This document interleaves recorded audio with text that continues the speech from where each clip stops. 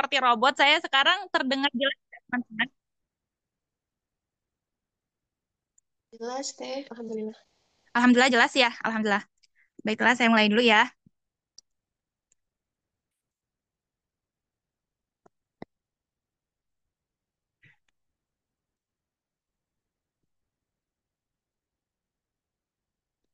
Bismillah. Assalamualaikum warahmatullahi wabarakatuh. Innal hamdalillah nahmaduhu wa nasta'inuhu wa nastaghfiruh wa na'udzu billahi min syururi anfusina wa min sayyiati a'malina. Man yahdihillahu fala mudhillalah wa may yudlil fala hadiyalah. Asyhadu an la ilaha illallah wahdahu wa rasuluh. Rabbi srah li sadri wa yasir li amri walu 'uqdatam min lisani yafqahu qawli. Allahumma inna nas'aluka ilman nafi'an wa rizqan tayyiban wa amalan mutaqabbala. Allahumma la sahla illa ma ja'altahu sahla wa anta taj'alu hazna idza syi'ta sahla. Masya Allah, Alhamdulillah binikmatihi tatimus shalihat. Kita sudah berada di sesi terakhir, teman-teman. Alhamdulillah, kita sudah berada di sesi terakhir, sesi ke-10 dari rangkaian Temu HCE 2025. Kami ucapkan terima kasih, jazakunallahu khairan, teman-teman yang sampai sekarang membersamai kami. Kami bisa belajar bersama dengan teman-teman semua. Kami sangat bersyukur bisa bertemu dengan teman-teman semua, saling support, saling belajar gitu ya di lewat Zoom maupun lewat grup diskusi ya, Masya Allah.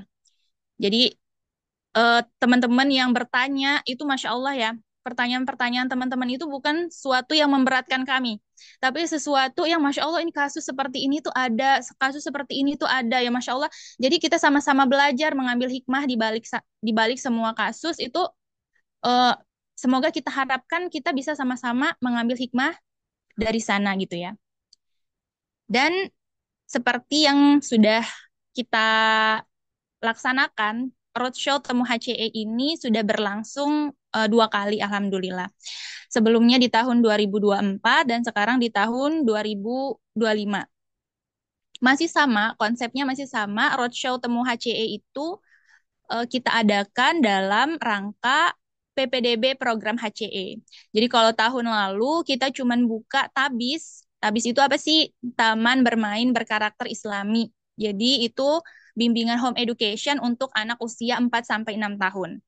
Dan Alhamdulillah binikmati tatim solihat, semoga Allah mudahkan dan semoga Allah berkahi dan ridhoi.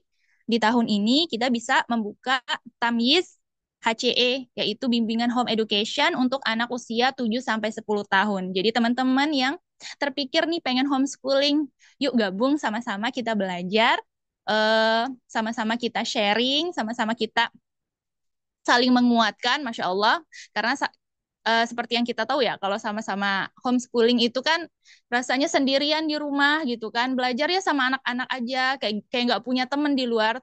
Nah, jadi fungsinya kita ikut Home Character of Education ini adalah sebagai komunitas yang saling menguatkan satu sama lain gitu ya, dalam uh, menguatkan tekad kita, menguatkan giroh kita gitu dalam mempersami anak-anak sesuai dengan pendidikan karakter fitrah yang Rasulullah Shallallahu Alaihi Wasallam ajarkan. Jadi kalau teman-teman sekiranya dari rangkaian Temu HCI Temu HCI ini dari Roadshow 1 yang ngebahas tentang parenting delusion itu kan, Masya Allah ya, ternyata teori-teori parenting di luar sana itu banyak sekali. Dan ternyata ilmu parenting yang harusnya kita pelajari itu yang seperti apa? Ternyata kuncinya adalah seperti yang Rasulullah Shallallahu Alaihi Wasallam contohkan gitu kan. Akhirnya oh kepikir, oh Alhamdulillah nih ini nih ternyata ilmu parenting yang selama ini aku cari itu yang seperti ini gitu kan. Terus di sesi yang kedua kita juga ngebahas tentang prioritas pendidikan, semakin banyaknya segala macam ilmu di luar sana, ternyata bingung nih ya, apa sih sebenarnya prioritas pendidikan yang kita tuh harusnya terapkan di anak-anak kita gitu. Ternyata alhamdulillah sudah kita temukan Jawabannya dari sesi kedua bersama Bunda Husna waktu itu ya. Terus di sesi ketiga kita juga membahas tentang setiap anak itu hebat, Masya Allah. Ini ngebuka banget ya, ngebuka banget wawasan kita. Waktu itu bersama Bunda Ayun, diberikan kita diberitahukan bahwa Rasulullah itu mendidik para sahabat yang semuanya itu dengan karakternya berbeda-beda, tapi di sanalah letak hmm, kuncinya peradaban Islam di saat itu jaya gitu kan. Karena setiap karakter anak-anak itu, setiap karakter sahabat itu Rasulullah terima apa adanya, lalu dikembangkan sesuai fitrahnya masing-masing, sesuai potensinya masing-masing, dan akhirnya biiznillahi ta'ala Allah jadikan generasi yang terbaik gitu kan. Masya Allah. Jadi teman-teman yang kepikiran, oh anak aku ini rasanya kurang nih, anak aku ini banyak kurangnya, coba deh cek lagi di sesi ketiga ya, di setiap anak hebat. Masya Allah itu, Masya Allah bagus banget. Jadi teman-teman harus simak rekamannya kalau belum belum sempat menyimak ya. Terus di sesi keempat kita ketemu lagi sama Bunda Husna waktu itu tentang sabar membersamai anak berselancar. Oh, ini juga menjawab juga kegalauan ibu-ibu zaman sekarang yang takut nih anak aku nanti kecanduan gadget dan segala macam. Ternyata ada kuncinya ya. Gimana caranya membersamai anak berselancar dan kita nggak perlu lagi merasa takut, galau, stres membersamai anak-anak kita yang terlahir di generasi alfa ini. Terus selanjutnya di sesi kelima ketemu juga sama Bunda Adele dengan AI versus manusia gitu. Oh, Masya Allah terjawab juga nih bahwa AI itu bukanlah jadi saingannya manusia untuk menggantikan manusia, tetapi dari AI itu sendiri bisa meningkatkan potensinya manusia itu sendiri. Oh, gimana sih emang kok bisa kayak gitu? Bisa nanti disimak lagi di sesi kelima ya teman-teman. Afwan sebentar.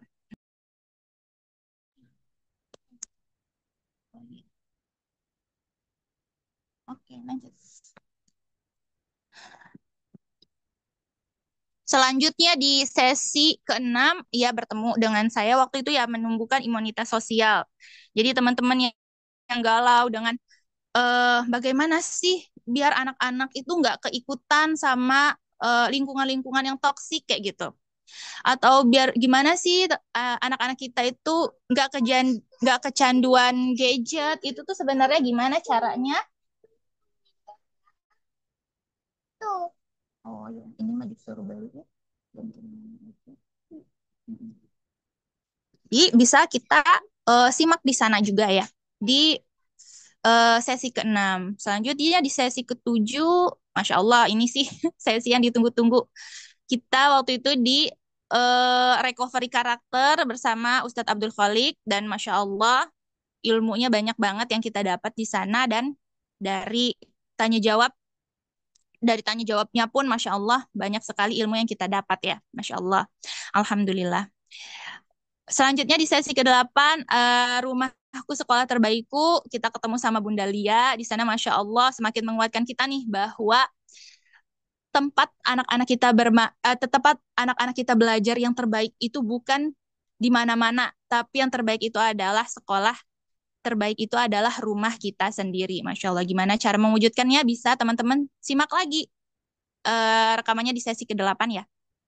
Selanjutnya di sesi ke-9, homeschooling berbasis fitrah kemarin bersama Bunda Nindi yang sudah kita simak pekan lalu ya, Masya Allah.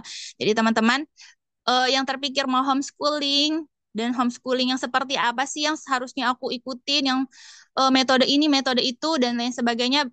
Coba teman-teman cek deh homeschooling berbasis fitrah itu seperti apa. Mungkin aja itu salah satu jawaban dari apa kegalauan teman-teman selama ini mencari-cari seharusnya homeschooling itu seperti apa, bisa teman-teman cek di rekaman sesi ke-9 ya gitu ya. Masya Allah panjang ya intronya saya. Jadi dari 1 sampai 9 sesinya dan sekarang kita masuk ke sesi ke-10. Alhamdulillah binimati tatimus sholihat. Kali ini kita bertemu dengan Bunda Lulu dengan judul Membangun Kebahagiaan dari Rumah. Masya Allah. Ternyata kalau kita pikir-pikir, bukan dipikir juga sih, memang rasanya jadi ibu tuh capek banget nggak sih, ya kan? Terus udah bangunnya paling awal, tidurnya paling akhir, belum lagi kerjaan itu kayak nggak ada habisnya, nyuci ini, nyuci itu, belum beresin ini, belum beresin itu gitu kan. Setiap hari itu kayak bergelutnya sama apa sih? Sama cucian piring, baju-baju kotor, lantai berserakan gitu kan. Pokoknya rumah tuh ada aja kerjaannya gitu kan, nggak habis-habis. Belum lagi harus siap juga fisik kita sama mental kita untuk menghadapi anak-anak yang lagi aktif, yang lagi ceriwis, lagi kritis, sukanya berantem gitu kan, ujung-ujungnya nangis kayak gitu. Ya Allah, kayak aduh gimana gitu ya. Jadi ibu itu. Terus udah capek kayak gitu, kadang kita butuh me time, butuh me time, paling paling sekedar apa ya, hening sejenak aja gitu. Kadang cuman butuh pengen sholat itu khusyuk aja tuh, subhanallah gitu kan ya. Terus pengennya kadang nyantai di luar gitu, ngobrol sama suami, kadang ngobrol sama suami pun kadang harus sambil ngurusin bocil juga gitu kan. Belum lagi keinget sama kadang stok beras habis gitu kan, ataupun sabun, terus alat-alat mandi juga habis, isi dompet pun kembang kepis gitu kan, qadarullah seperti itu ya. Kadang kita ada di posisi-posisi seperti itu. Tapi teman-teman hati-hati ya. Hal-hal yang membuat kita merasa lelah, capek dan segala macamnya itu adalah bisa jadi jerat-jerat syaiton untuk membuat kita akhirnya itu lelah, bosan, putus asa, bahkan ingin selesai aja lah jadi ibu. Pernah nggak sih sepikiran sampai kayak gitu ya? Nauzubillah ya. Jadi di sini kita coba sama-sama belajar sama Bunda Lulu, dan Bunda Lulu ini Masya Allah ya. Jadi saya mau bacakan profilnya beliau. Tunggu sebentar ya. Jadi beliau itu eh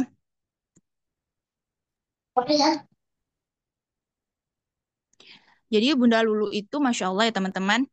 Ini singkat cerita saya. Jadi Bunda Lulu itu beliau adalah fasilitator HCE, dan Masya Allah beliau berada di tim kepenulisan. Jadi tulisan-tulisan beliau itu Masya Allah ya, menggugah hati sekali. Jadi kalau di HCE itu ada namanya Latansa Isi Tangki Cinta.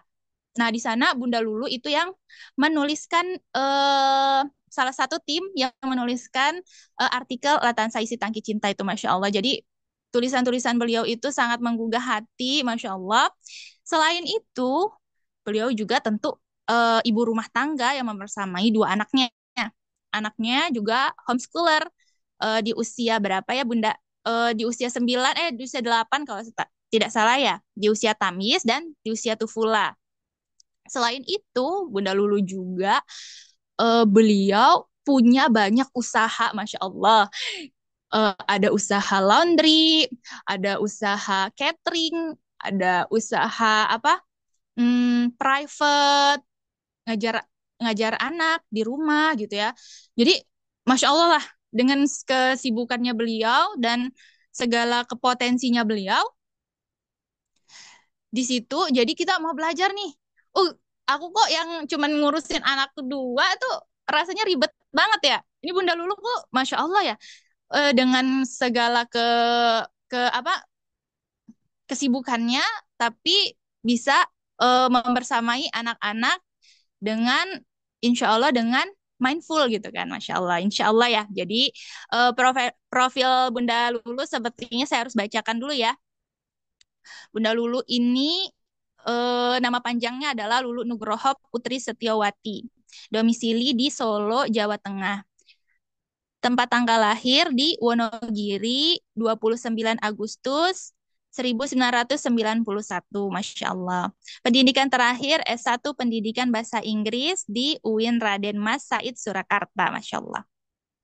Pengalaman Bunda Lulu dalam pendidikan, dalam dunia pendidikan, jadi guru TPA atau TPQ di Wonogiri dan Sukoharjo.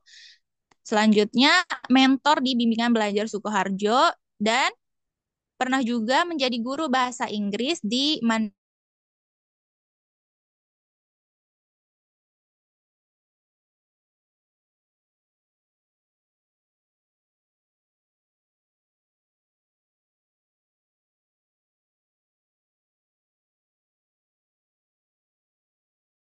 dulu. Apakah Bunda Lulu sudah bergabung bersama kita? Assalamualaikum Bunda Lulu. Alhamdulillah sudah. Waalaikumsalam, Masya, Bunda Rahma. Masya Allah, Alhamdulillah. Eh, saya persilahkan ya Bunda Lulu. Tafadhali. Baik, jazakallahu khairan Bunda Rahma yang telah berkenan untuk memandu webinar pada kesempatan hari ini. Bismillahirrahmanirrahim. Assalamualaikum warahmatullahi wabarakatuh. Innal hamdalillah nahmaduhu wa nasta'inuhu wa nastaghfiruh wa na'udzu billahi min syururi anfusina wa min sayyiati a'malina may yahdihillahu fala mudhillalah wa may yudlil fala hadiyalah. Asyhadu an la ilaha illallah wahdahu la syarikalah wa asyhadu anna Muhammadan abduhu wa rasuluh.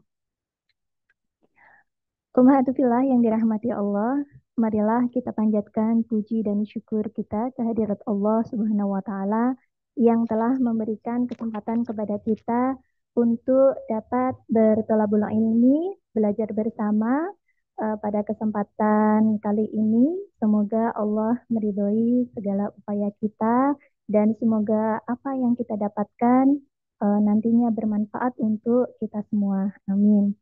Salawat serta salam, marilah senantiasa kita curahkan kepada Nabi Muhammad Sallallahu Alaihi Wasallam.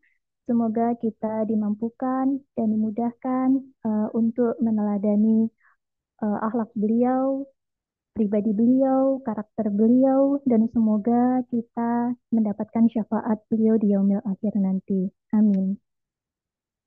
Saya mengucapkan terima kasih banyak, jazakumullahu khairan kepada umahat semuanya yang telah berkenan hadir dan bergabung dalam sesi ke-10 ini.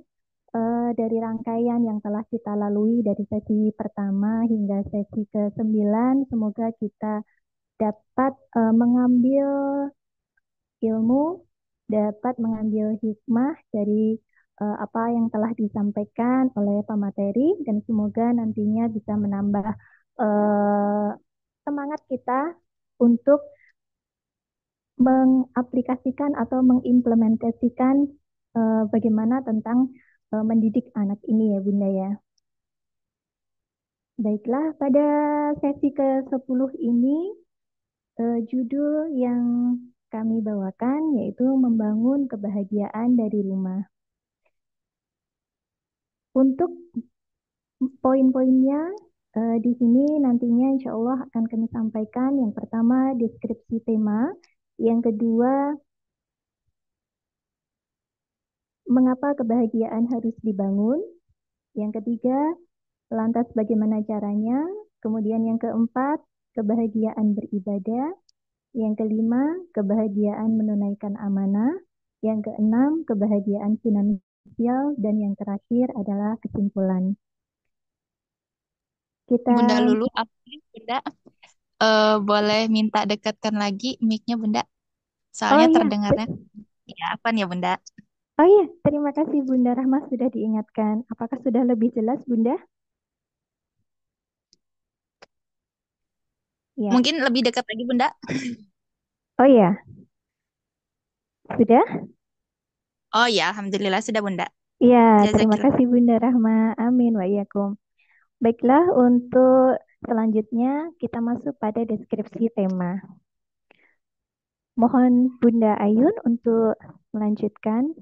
Iya, membangun kebahagiaan dari rumah. Kira-kira apa ya Bunda yang dimaksudkan di sini? Yaitu upaya atau usaha untuk menghadirkan suasana hati, pikiran, dan keadaan dalam kondisi yang tenang, tentram, serta memunculkan hal-hal positif dari dalam rumah. Jadi kurang lebih yang dimaksud membangun kebahagiaan dari rumah adalah seperti itu ya Bunda. Kita mengupayakan untuk menghadirkan kondisi hati, pikiran itu tenang, tentram, senang, nyaman, serta nantinya memunculkan hal-hal yang positif dari dalam rumah. Selanjutnya, Bunda. Ya, setelah mengetahui maksud dari judul tadi, lantas mengapa kira-kira kebahagiaan itu harus dibangun? Nah, kebahagiaan harus dibangun karena kita mempunyai misi dalam kehidupan ini. Sebagaimana dijelaskan dalam Al-Quran tentang hakikat penciptaan manusia untuk menyembah Allah dan sebagai khalifah di muka bumi. Sehingga untuk menunjang misi besar kehidupan ini, kita membutuhkan perasaan bahagia dalam menjalaninya, agar yang semula terasa sulit menjadi mudah dan yang semula terasa berat menjadi ringan atas izin dan pertolongannya. Bunda, jika kita melihat kembali posisi kita sebagai seorang wanita, seorang perempuan, kita juga sebagai manusia, ciptaan Allah, hamba Allah yang mempunyai kewajiban untuk menyembah Allah, kemudian menjadi pemimpin di muka bumi, dan masih banyak peran lagi yang ada dalam kehidupan kita. Kita sebagai istri, kita sebagai ibu, ternyata sangat kompleks sekali ya Bunda. Peran kita itu jika dijabarkan, jika diuraikan ternyata Masya Allah, banyak sekali. Oleh karena itu, rasanya ini sangat penting sekali kita itu untuk menghadirkan rasa bahagia untuk menjalankan peran-peran itu semua. Agar semua pekerjaan, semua tugas, semua kewajiban yang ada di depan mata itu terasa ringan karena kita sudah bahagia. Akan terasa mudah karena kita menjalaninya dengan bahagia. Kira-kira bisa nggak ya Bunda? Kita lanjutkan untuk keep. Ya. Bagaimana cara membangun kebahagiaan dari rumah? Cara membangun kebahagiaan dari rumah yaitu dengan menghayati setiap peran yang kita jalankan. Kita diciptakan Allah untuk menyembahnya, maka kita dapat menggali kebahagiaan dalam penghambaan kita terhadapnya. Kita sebagai istri, maka kita dapat menggali kebahagiaan dari taat kepada suami. Kita sebagai ibu, maka kita dapat menggali kebahagiaan dari mendidik anak-anak. Dan kita sebagai khalifah di muka bumi, maka kita dapat menggali kebahagiaan dari menebar kemaslahatan untuk umat melalui segala sesuatu yang kita punya dan kita mampu. Oleh karenanya, kita coba langsung masuk satu persatu ya. Kebahagiaan dalam beribadah. Bagaimana kita mendapatkan atau bagaimana agar kita itu merasa bahagia dengan beribadah. Mendapatkan kebahagiaan dari beribadah itu. Jadi ibadah itu sebagai sumber kebahagiaan yang dapat kita gali. Kemudian bagaimana caranya? Nah, yang pertama yaitu dengan niat lillah. Bicara tentang niat ya Bunda, niat itu ibarat kita lari maraton, maka niat itu paling awal. Jadi di sini sangat penting sekali untuk kita memberikan ruang perhatian untuk niat-niat kita. Siapa yang mengetahui niat kita? Rasanya hanya kita sendiri ya. Untuk apa sholat kita, untuk apa dan untuk siapa? Ibadah kita, amalan kita itu diniatkan untuk apa dan untuk siapa? Sudah benarkah niat kita? Karena pada perjalanannya setan itu akan terus menggoda dan membisikkan ke dalam dada manusia agar niat kita itu berbelok, agar niat kita itu keluar dari jalurnya. Naudzubillah min dzalik. Nah, pentingnya niat di sini agar kita selamat begitu ya Bunda. Kita hanya lillah untuk Allah, untuk mencari keridhaan Allah agar kita selamat gitu ya. Kemudian yang kedua, mempelajari ilmu agama Islam dari sumber yang hak, yaitu Al-Quran dan As-Sunnah. Bicara tentang ilmu, maka semua hal yang kita lakukan di, di dunia ini juga tidak dapat lepas dari yang namanya ilmu. Nah, sebagaimana kita sebagai seorang hamba yang mempunyai tugas dan kewajiban kepada Allah, untuk menyembah Allah, itu tentunya juga membutuhkan ilmu. Kita membutuhkan ilmu agama Islam, akan tetapi jangan sampai kita salah dalam mengambil sumber untuk belajarnya begitu ya. Jadi kita mengambil dari sumber Al-Quran dan As-Sunnah. Kemudian yang ketiga, ketika niat kita sudah kita usahakan untuk karena Allah, mencari keridhaan Allah, maka kita mempelajari ilmu agama Islam dari sumber yang benar.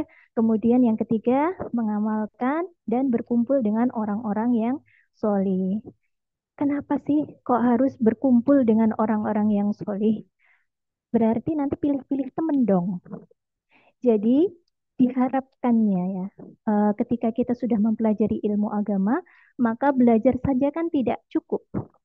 Kita harus mengamalkannya sebagai bukti keimanan kita, sebagai bukti kita telah meyakini Allah, telah meyakini apa-apa yang telah Allah firmankan, yang telah Rasulullah sabdakan seperti itu. Kemudian dalam pengamalannya kembali lagi setan menggoda, entah dari niatnya, entah cara mengamalkannya kayak gitu kan. Maka berkumpul dengan orang-orang yang soleh ini diharapkan nantinya bisa saling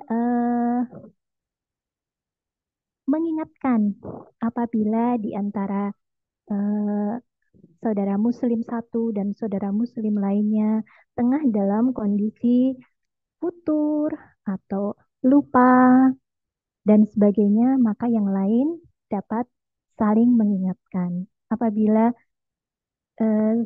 satunya lemah, maka saling menguatkan, saling menasihati dalam kebaikan, menasihati dalam kesabaran dan ketaatan kepada Allah.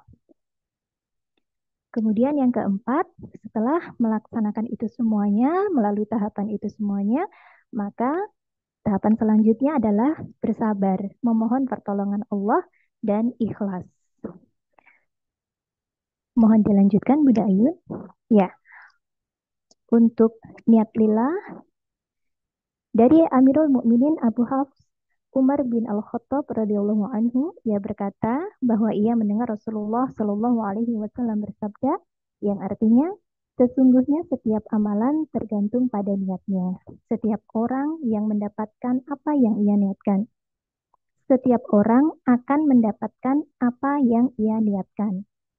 Siapa yang hijrahnya karena Allah dan Rasulnya, maka hijrahnya untuk Allah dan Rasulnya.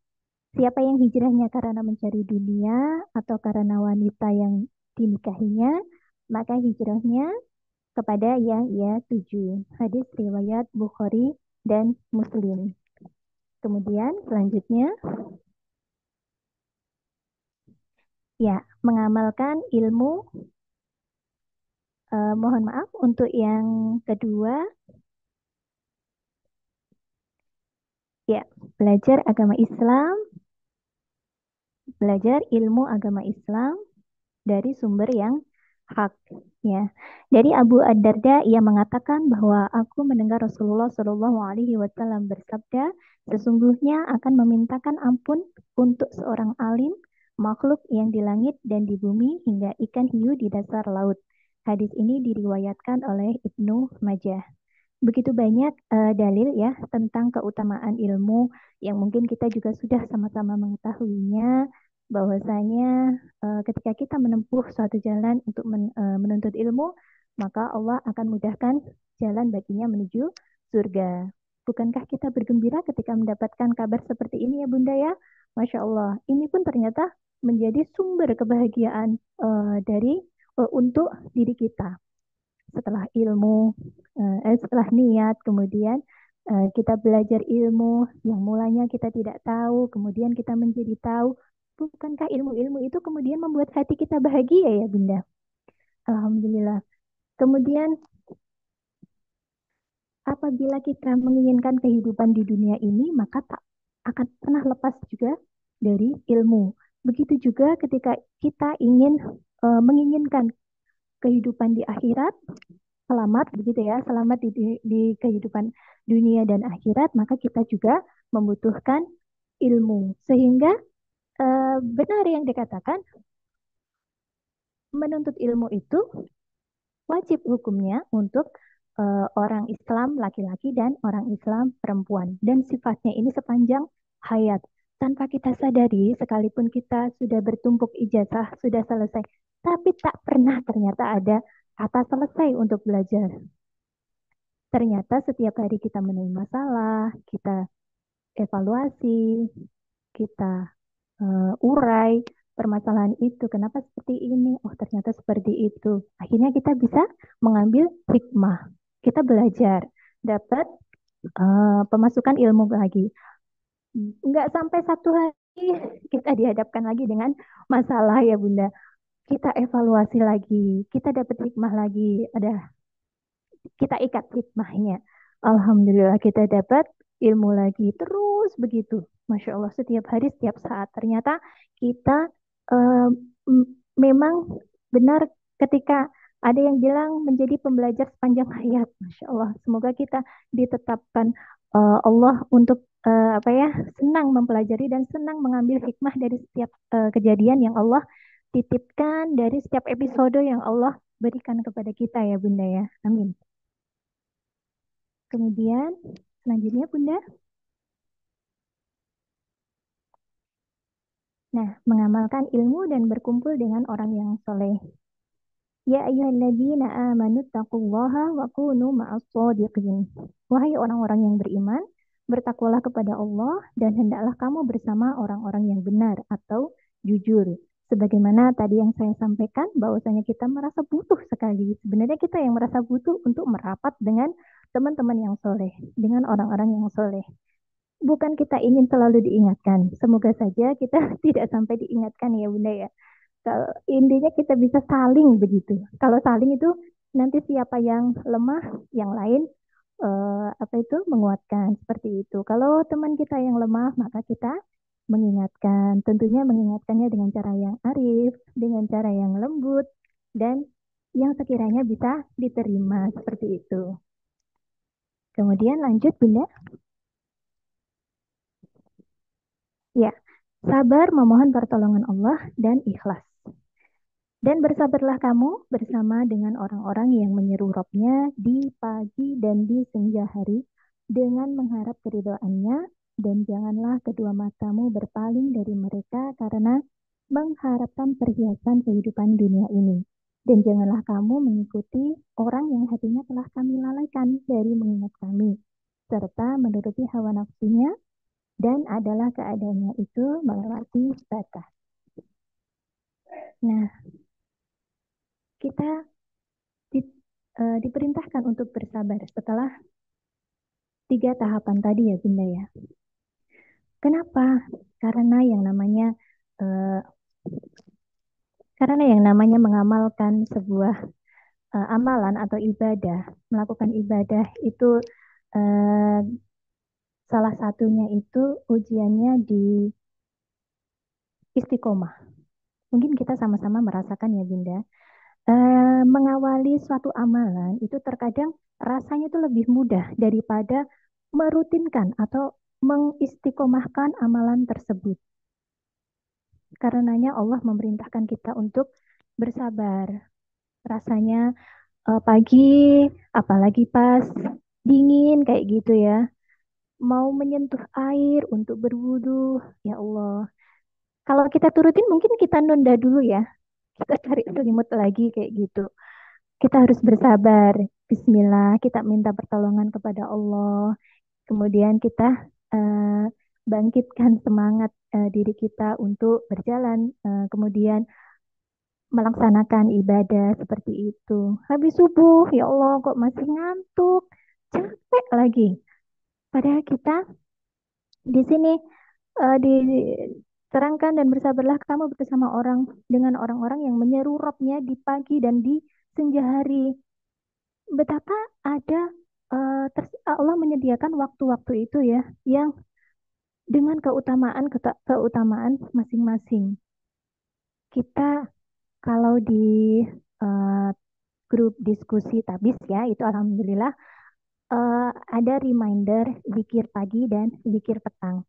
Jadi alhamdulillah itu sangat membantu sekali untuk mengingatkan dan menyemangati diri kita masing-masing gitu ya untuk eh, mengamalkan amalan ini ya, zikir. Kan cuma zikir, kan sunnah. Nah, sebenarnya justru ini bisa jadi dikatakan kunci ya Bunda ya. Mungkin kita sama-sama merasakan juga. Jadi walaupun crowded padatnya kayak apa yang udah terplanning dalam benak kita untuk hari ini ataupun untuk esok, itu kalau kita terluput dari em, amalan ini, maksudnya ya, zikir pagi, zikir petang kayak gini, ya Allah rasanya kita merasa kalah, merasa rugi gitu. Karena apa yang akan kita lalui misalnya pagi terlewat tidak berzikir pagi.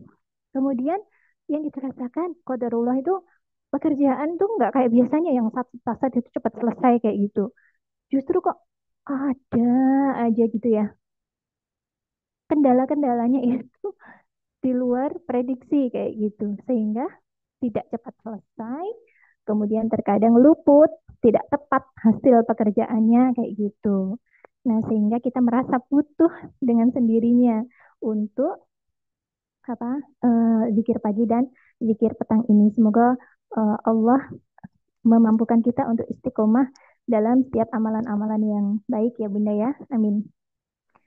Nah, kemudian selanjutnya ya, kebahagiaan dalam menunaikan amanah. Nah, kembali lagi pada awal tadi ya, bahwasanya kita sebagai perempuan ya, ibu-ibu ya, ternyata peran kita banyak sekali, multi kompleks sekali ya, sebagai istri dan sebagai ibu. Yang pertama, amanah sebagai istri. Ya, sebagai istri kita mempunyai kewajiban untuk mentaati suami. Kira-kira apa saja nih yang perlu kita eh, lakukan atau kita layankan untuk suami kita? Mungkin banyak hal-hal yang terluput ya dari kehidupan kita sehari-hari dalam mentaati suami, dalam kaitannya melayani suami seperti ini. Mungkin itu hal-hal yang sangat sepele ya, karena mungkin sudah terlalu crowded, padat banget gitu ya. Aduh, ngurusin anak-anak, aduh berantem, rebutan, yang nangis, yang minta jajan, segala macam. Pikirannya penuh. Sehingga ketika suami datang dari kerja, ya Allah, suaminya datang, capek, lihat istrinya, rambutnya berantakan gitu ya. Mungkin belum mandi, belum sempat mandi karena keteteran kayak gitu. Mungkin aromanya juga tidak sedap. Nah, ini koreksi buat kita semua jika mungkin ini terutama koreksi untuk saya sendiri ya. Semoga Allah memampukan kita semua untuk dapat melayani suami itu dengan sebaik mungkin begitu. Jadi kita memang eh, butuh juga untuk memberikan ruang perhatian dalam hal-hal yang kecil yang harus kita berikan kepada suami ini. Kemudian yang kedua, mengurus rumah tangga.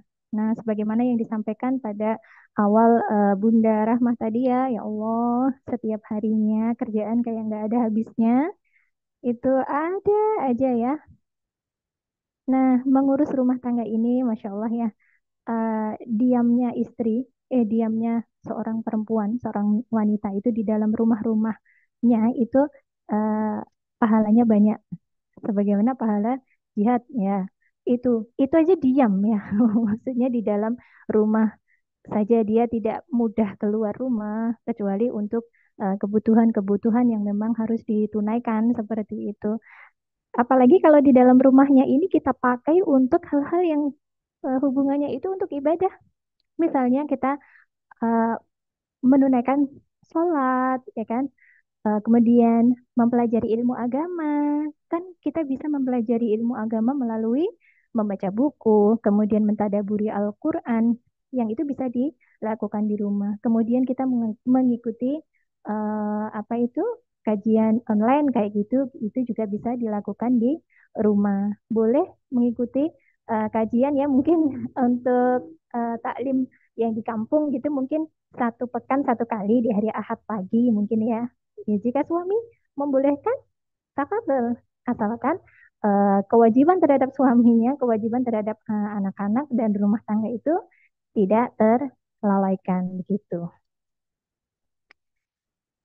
Kemudian yang ketiga, menjaga kehormatan diri, suami dan harta. Nah, di sini Ibu-ibu, kita merasa sekali ya bahwasanya keluarnya wanita itu di dalam rumahnya itu akan dihiasi oleh setan. Kayak udah ngincer aja itu ya. Jadi mencari celah di mana kita itu bisa berbuat salah begitu. Jadi memang lebih baiknya, lebih amannya, sebagaimana perintahnya ya wanita di dalam senang, merasa senang di dalam rumahnya begitu. Kemudian yang keempat, bersabar dan ikhlas. Dalam menunaikan amanah sebagai istri, itu kita membutuhkan sabar dan ikhlas karena pernikahan ini kan ibadah sepanjang hayat ya. Ternyata kita dibenturkan dengan kondisi yang kita tidak mengira sebelumnya. Mungkin tentang ekonomi, mungkin tentang karakter suami, mungkin tentang anak-anak, mungkin tentang keluarga besar, dan macam-macam. Jadi setiap kita disertai ujiannya masing-masing. Sama-sama diuji, hanya saja bentuknya yang berbeda. Dan Allah lah yang mengetahui kadar kemampuan kita begitu ya atas ujian itu. Maka kita harus bersabar dan ikhlas. Kita niatkan lillah tadi agar segala sesuatunya itu nanti mendapatkan keridhaan Allah jika kita ikhlas. Niatnya lillah. Kemudian yang kedua, amanah menjadi ibu. Yang pertama, nah ibu ini posisi yang Masya Allah didambakan oleh banyak sekali wanita perempuan yang uh, qadarullah belum menikah. Qadarullah belum dikaruniai anak. Jadi menikah sendiri itu kan sebuah kebahagiaan ya, Masya Allah. Kita bisa lebih tenang dengan menikah, kita bisa lebih menundukkan pandangan dengan menikah. Kemudian ketika Allah menghadirkan janin atau anak dalam rahim kita, kita hamil, Masya Allah bahagianya, kita melahirkan, kita belum melahirkan, mudah menunggu HPL ya, mendekati HPL saja sudah menanti-nanti, Masya Allah. Pokoknya senang begitu ya, bahagia begitu. Kemudian menyusui. Nah, menyusui ini ada sebagian yang terhalang untuk dapat eh, menyusui karena ada suatu alasan tertentu ya, misalnya alasan kesehatan atau faktor lainnya. Kemudian merawat anak. Dalam merawat anak ini walaupun tidak selalunya dalam kondisi yang sama ya tentunya.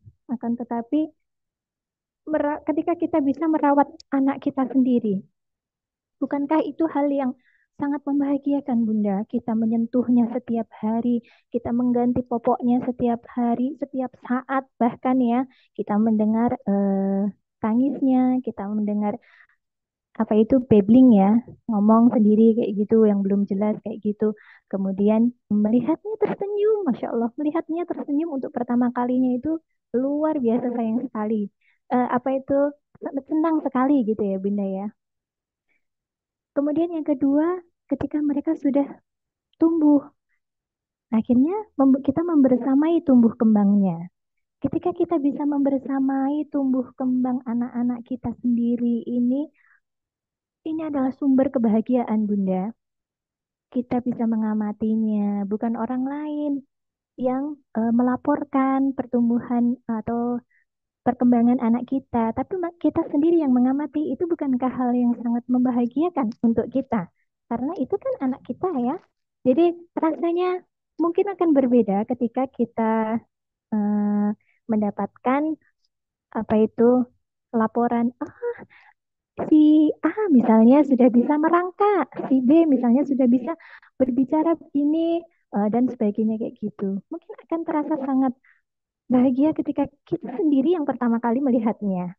Kemudian yang ketiga, mendidik. Nah, untuk mendidik ini ketika mereka sudah eh, apa itu mulai mengerti dan memahami apa itu segala hal yang ada di sekitar kita begitu ya. Maka kita mendidik anak kita sendiri itu juga kebahagiaan Bunda. Karena kitalah yang memang Allah amanahi atas anak-anak kita. Dan nantinya kita yang dimintai pertanggungjawaban pula atasnya, atas pendidikan anak-anak kita itu di hadapan Allah. Jadi untuk mempersiapkan apa itu laporan ya di hadapan Allah nantinya itu kita sudah mempersiapkan kayak punya datanya begitu kan ya. Nanti ketika ada pertanyaan-pertanyaan yang sekiranya hmm, memang membutuhkan jawaban yang detail dan sebagainya, kita sudah punya datanya, kita sudah mempersiapkan gitu karena kita sendiri yang membersamai dan mendidik anak-anak kita. Kemudian mendoakan. Ya, sebagaimana Nabi Ibrahim yang senantiasa mendoakan putranya ya, dan memang sudah menjadi kewajiban kita orang tua mendoakan kebaikan untuk anak-anak kita agar selamat, agar kita selamat apa itu mm, apa itu diri kita dan keluarga kita itu selamat dari api neraka seperti itu. Kemudian Bunda,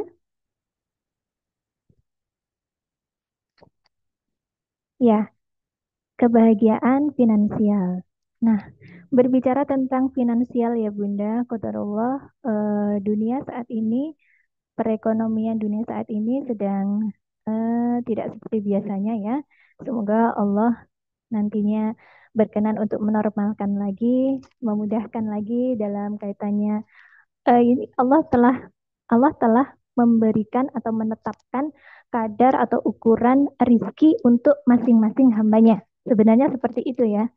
Hanya saja yang terjadi pada maksudnya kalau isu-isu yang ada di sekitar kita tentang ekonomi kayak gitu, kita tentunya memang harus pandai-pandai mensiasati agar kita tidak terbawa oleh arus opini yang nantinya itu bisa menggeser nih atau merusak keyakinan kita kepada Allah kayak gitu. Allah Ar-Razzaq, Allah Maha memberi rizki, Allah Maha memelihara.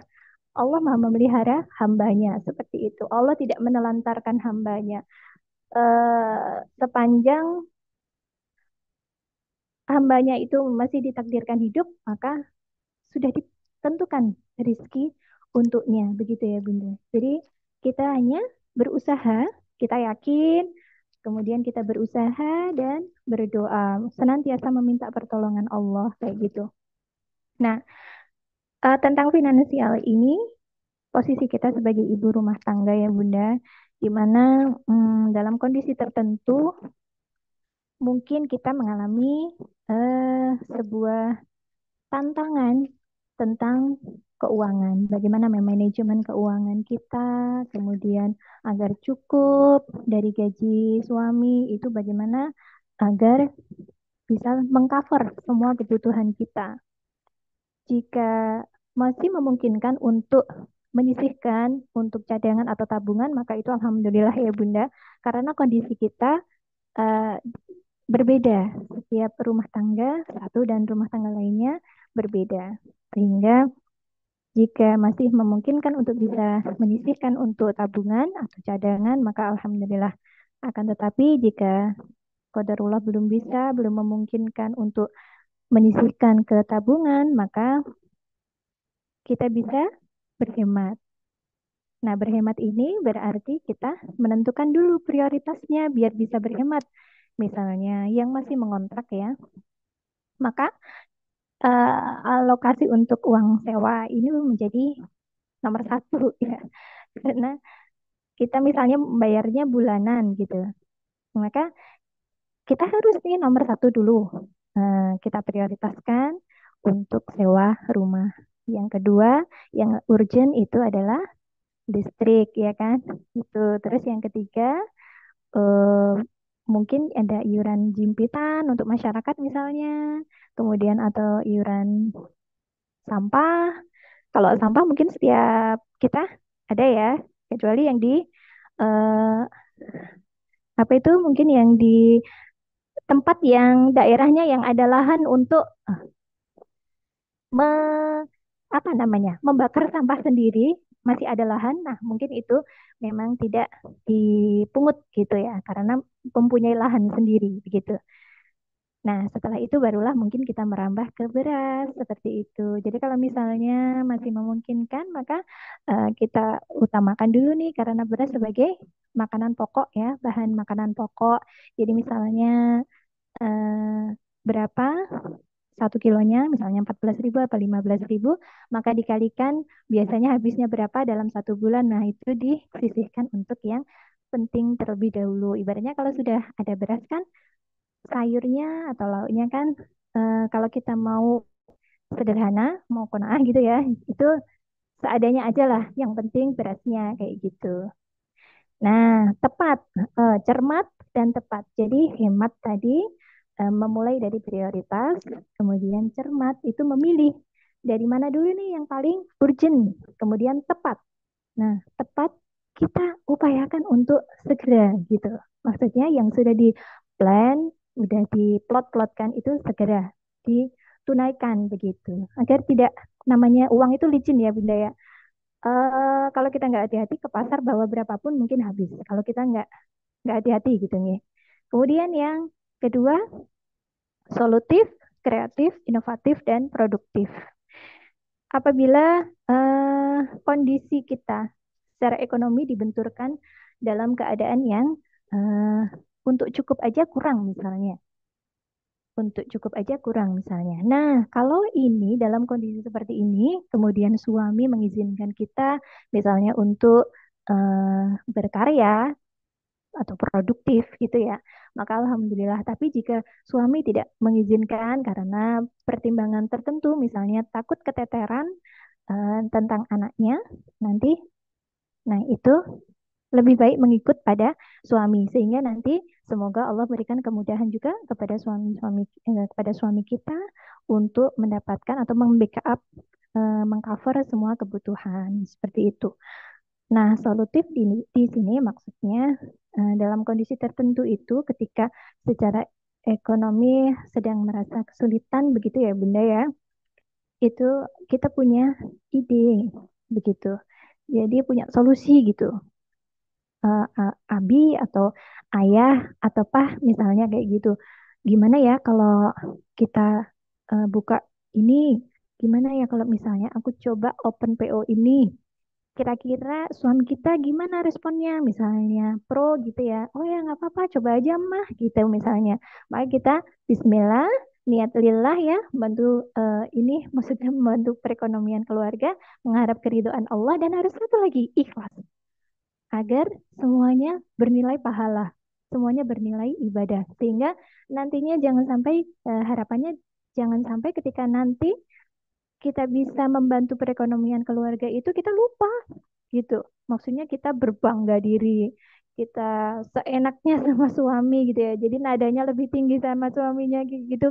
Itu yang tidak diharapkan tuh yang kayak gitu ya Bunda ya. Semoga Allah senantiasa mengingatkan kita. Kemudian kreatif, seperti tadi mengusulkan ide apa? Kreatif. Nah, sebagaimana yang Ustadz Abdul Khalik sampaikan ya tentang bakat itu. Sebenarnya kan kita setiap kita mempunyai bakat masing-masing, potensi masing-masing. Dan biasanya itu diawali dari sesuatu hal yang kita suka begitu Bunda. Ada yang Bunda sukanya menjahit, sukanya membuat craft atau karya tangan.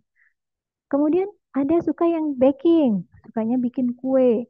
Ada yang suka di apa ya, desain kayak gitu ya. Sekarang kan banyak sekali apa namanya, yang bekerja kemudian membuat desain, kemudian admin ya, admin media sosial itu ya. Nah, itu apa bisa dilakukan jika semuanya itu sudah melalui izin suami begitu ya. Karena hal-hal seperti ini yang sifatnya itu di luar yang pokok gitu ya. Jadi ini kan hal-hal yang tambahan saja sebenarnya. Itu harus ada kesepakatan dengan suami karena nantinya jika menemui hal-hal yang ternyata membuat kita eh, kesulitan menjalani gitu bisa senantiasa didiskusikan bersama dan dicarikan solusi bersama gitu. Jadi suami dan kita akan terikat sebagaimana partner gitu ya, partner bekerja, partner hidup sejati begitu. Kemudian inovatif dan produktif. Jika sudah di ACC, maka mungkin kita bisa memulainya. Sebenarnya untuk usaha itu tidak harus setiap usaha memang membutuhkan modal, tapi tidak selalunya dalam jumlah yang besar begitu ya Bunda ya. Jadi kita bisa memulainya itu dari seadanya saja, semampunya aja gitu Bunda. Jadi misalnya gaji suami sekian, Abi, ayah, boleh nggak? Aku pengen coba buka PO nih. Saya membutuhkan modal sekian. Boleh nggak misalnya yang sekian ini saya ambil dari gaji yang Abi beri kayak gitu. Nanti kan kemudian ada diskusi-diskusi selanjutnya begitu Bunda. Nah, kemudian yang ketiga ini qanaah dan tidak mudah berhutang. Qanaah ini Masya Allah sebenarnya jika kita telah Allah mampukan untuk bisa menjalaninya, ini Masya Allah sangat rileks, sangat eh, apa ya, menenangkan Bunda. Mulai dari hal-hal yang ada dalam sekitar kita. Kita nggak usah keluar rumah dulu. Kita kebutuhan itu kan sandang, pangan, papan ya. Jadi kalau misalnya belum bisa membeli rumah, coba untuk bersabar. Terus berusaha. Minta sama Allah. Jauhi riba. Jika memang belum mampu untuk membeli ataupun pakai yang syariah, maka jangan mengambil yang maksudnya ke bank konvensional begitu ya, misalnya kayak gitu.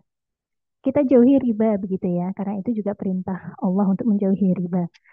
Kalau misalnya pun ada rumah misalnya yang sifatnya syariah menggunakan apa itu, misalnya dari harga sekian, kemudian apa itu namanya, DP-nya itu 50% ya biasanya kalau syariah itu, kemudian sisanya diangsur selama 2 tahun misalnya kayak gitu. Jika Bunda sudah mempunyai tabungan untuk DP-nya, kemudian memungkinkan bisa untuk angsurannya, tafadhol. Semoga kita terhindar dari riba begitu ya. Kan di situ tidak ada denda dan sebagainya.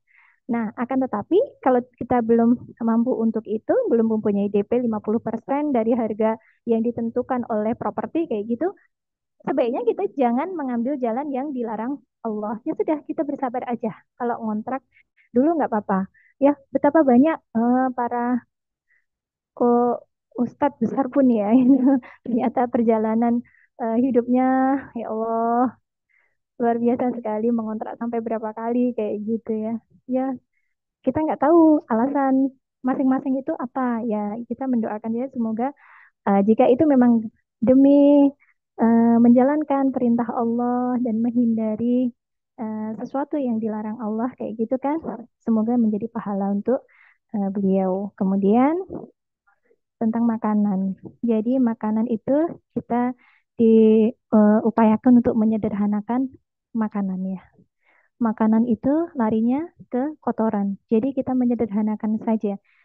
Tidak harus kok kita makan enak terus kayak gitu. Yang penting kita makan, waktunya makan-makan, ya kan? Kalau bisa yang ada seratnya dan yang memenuhi kebutuhan tubuh, baik buah dari buah, dari sayuran dan sebagainya jika mampu. Tapi kalau tidak mengapa. Kita menyederhanakan tentang makanan. Kemudian eh, tentang pakaian. Pakaian ini memang ujian sekali ya untuk kita para ummahat ya. Melihat, apalagi kalau sudah mendekati puasa begini ya, belum juga masuk puasa tapi angan-angannya sudah masuk ke baju lebaran mungkin ya, atau outfit-outfit lainnya kayak gitu. Nah, kita biasakan untuk menggunakan pakaian selama masih nyaman dan tidak, maksudnya masih layak ya, nyaman dan layak, maksudnya tidak usang sekali begitu, itu masih kita pakai. Toh baju yang usang itu masih bisa kita pakai untuk di dalam rumah begitu. Jangan sampai terbalik ya nanti, maksudnya kita berusaha mempercantik diri ketika keluar rumah, tapi di dalam rumah kita eh, di hadapan suami kita kurang mengutamakan itu. Yang penting ketika kita kita upayakan ketika keluar dengan pakaian yang cukup dengan yang layak dan nyaman begitu saja ya. Maksudnya tidak yang glamour kayak gitu. Itu insya Allah enak sekali Bunda. Kemudian tidak mudah berhutang. Nah ini Bunda, dengan adanya fasilitas seperti media sosial yang saat ini kita bisa eh, simak bersama ya, bagaimana mudahnya akses untuk kemana saja, dengan siapa saja, untuk apa saja, termasuk dalam berhutang seperti ini. Maka kita sebaiknya tidak mudah untuk berhutang. Apabila kita berhutang jika dalam benar-benar dalam kondisi yang memang membutuhkan, misalnya untuk makan. Nah, seperti itu. Mungkin kalau kita yang tua gitu ya, mungkin yang ayah ibunya itu bisa menahan diri, tapi kalau untuk anaknya mungkin kita merasa kasihan jika memang harus darurat, urgent, maka kita mungkin barulah berhutang kayak gitu. Tapi jika tidak urgent-urgent banget gitu, maka sebaiknya kita tidak mudah berhutang seperti itu ya, Bunda. Baik, selanjutnya Bunda. Ya, kesimpulannya. Jadi kebahagiaan adalah perasaan tenang, tentram, dan nyaman yang dapat memberikan efek positif bagi pemiliknya baik secara psikis ataupun kesehatan fisik. Kemudian kebahagiaan harus dibangun dari diri sendiri untuk dapat menjalani peran yang multi. Kebahagiaan dimulai dari rumah sebagai tempat pertama bermulanya segala sesuatu.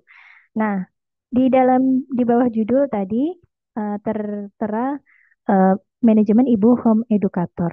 Nah, di sini saya sedikit menambahkan tips saja ya Bunda ya.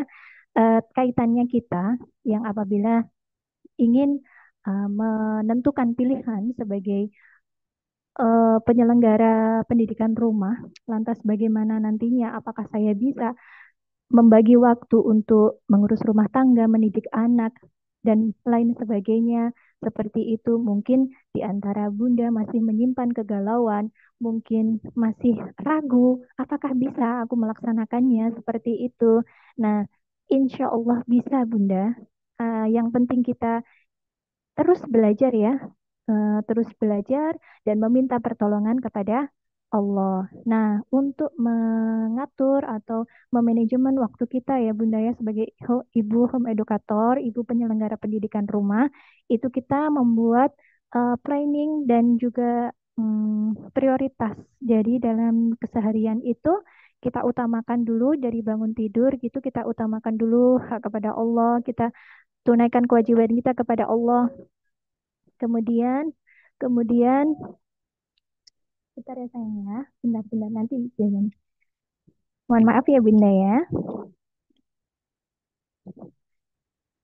Nah, setelah itu kita merambah ke misalnya ke dapur karena sarapan harus kita utamakan ya Bunda ya untuk suami dan juga anak-anak. Kita sendiri juga membutuhkan sarapan. Setelah sarapan selesai, kita bisa menyentuh ke anak-anak ya, merambah ke anak-anak, mungkin bisa kita mandikan. Ayo, nak, Umi sudah apa itu kelar nih masaknya, misalnya kayak gitu. Yuk mandi yuk. Kita ajak mereka mandi. Kemudian ketika mereka sudah bersih, sudah wangi kayak gitu, kemudian kita makan bersama. Nah, ini sekaligus juga quality time untuk keluarga ya. Walaupun singkat tidak masalah, akan tetapi ada yang berkesan di situ. Nah, kemudian kita mengajak anak-anak kita untuk berkegiatan, misalnya apa sih yang lagi diminati anak-anak kita? Bunda, Umi, misalnya, aku lagi pengen bikin ini nih, atau Bunda, gimana sih caranya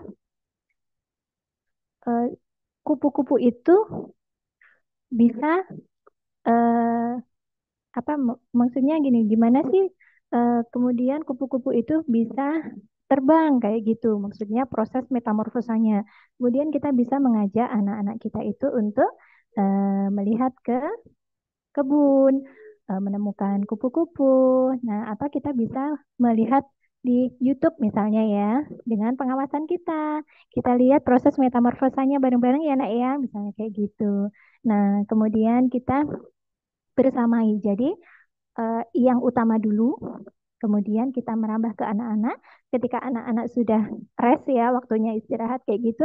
Nah, mungkin kita bisa mengerjakan kerjaan yang tertunda atau belum selesai, misalnya ke ke cucian baju gitu ya, menyapu dan sebagainya kayak gitu. Jadi sebenarnya ibu home educator itu fleksibel Bunda ya. Insya Allah kita sendiri, insya Allah bisa ya, karena kita sendiri yang mengatur, nggak ada yang ngomen gitu loh. Jadi insya Allah itu justru akan enak sekali untuk kita gitu ya. Ya, demikian saya kira penyampaian dari saya untuk sesi ini. Kurang dan lebihnya mohon maaf. Terima kasih. Jazakumullahu khairan wa barakallahu fikunna. Wassalamualaikum warahmatullahi wabarakatuh. Saya kembalikan kepada Bunda Rahma. Masya Allah. Waalaikumsalam warahmatullahi wabarakatuh. Masya Allah, barakallahu fiik, Bunda. Bunda Lulu atas pemaparannya, Masya Allah. Jadi semakin menguatkan kami ya, para ibu, untuk lebih, yang pertama menunaikan hak robnya dulu gitu ya, Bunda. Lalu menunaikan hak anak-anak gitu ya, hak keluarga, hak suami, baru menunaikan hak diri, misalnya aktualisasi diri gitu ya. Masya Allah, barakallahu fiik. Jadi teringat pesannya eh, sahabat Salman Al-Farisi kepada saudaranya, pasangan saudaranya Abu Darda ya. Masya Allah, barakallahu fiik. Untuk sesi kali ini kita akan buka tanya jawab ya teman-teman. Untuk teman-teman yang ingin bertanya, bisa raise hand, kita kasih 3 kesempatan untuk bunda-bunda yang ingin langsung bertanya, bisa langsung raise hand dan ajukan pertanyaan, atau bisa melalui kolom kolom tanya jawab. Kalau lewat handphone itu ada di bagian atas ya, di bagian putih itu ada tulisannya tanya jawab. Atau kalau bingung di mana tuh letaknya, lewat kolom chat juga bisa. Tafadholi teman-teman. Apakah ada yang ingin bertanya? Masya Allah, ini sepertinya udah pada jelas ya, Masya Allah. Memang sih, saya rasa penuturan dari Bunda Lulu itu, udah lengkap banget gitu ya, Masya Allah. Dan sampai ke detail-detail, sampai ke bagian, jangan sampai berhutang gitu ya, Masya Allah, dengan kondisi ekonomi yang yang seadanya ya sudah, kalaupun kita belum bisa untuk membeli rumah, ya mengontrak pun nggak masalah gitu kan ya. Yang penting kita terjauhi dari kesulitan memikirkan hutang setiap hari, itu luar biasa sih sebenarnya sepertinya. Apakah ada teman-teman? Alhamdulillah ada ya. Oh, ada yang raise hand. Oke. Oh ya, ada Bunda Fitri, Masya Allah. Tafadholi Bunda Fitri, bisa dibuka mic-nya. Naam, jazakallah khair. Assalamualaikum warahmatullahi wabarakatuh. Waalaikumsalam warahmatullahi wabarakatuh. Um, Jazakallah khair atas kesempatannya. Nah, izin bertanya. Masya Allah, dari pemaparan Bunda Lulu, rasanya kayak eh iya sekata gitu ya, Masya Allah. Cuman Ana yang mau Ana tanyakan di poin ini terkait makanan tadi. Makanan sederhana. Jadi maksudnya makanan tuh ya sederhana aja gitu ya. Nah, sebenarnya gimana sih makanan sederhana itu seperti apa? Yang disebut makanan sederhana itu seperti apa? Karena kalau misalkan kami pribadi memang memilih kan untuk makanan kami dan anak-anak itu real food ya. Dan ya seperti kita tahu memang real food tuh ya agak pricey dibanding yang makanan misalkan kayak nugget atau apa gitu ya, yang kayak gitu-gitu.